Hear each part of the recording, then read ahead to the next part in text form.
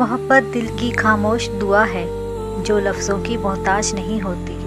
मोहब्बत उस मुस्कुराहट का नाम है जो दिल को बिना कहे सुकून दे जाती है।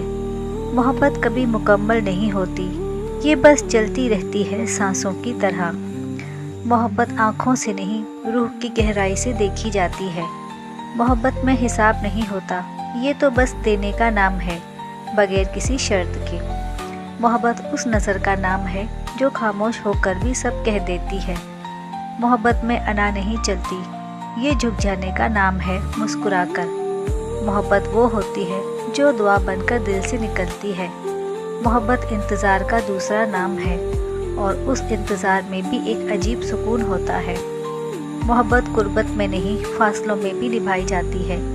मोहब्बत में शिकवे नहीं होते, बस खामोशी से सब बर्दाश्त किया जाता है। मोहब्बत वो है जो रब की रज़ा समझकर की जाए।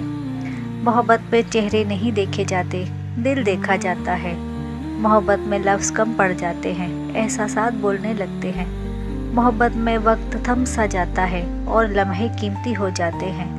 मोहब्बत में रोना भी सुकून देता है क्योंकि वो भी उसी के लिए होता है।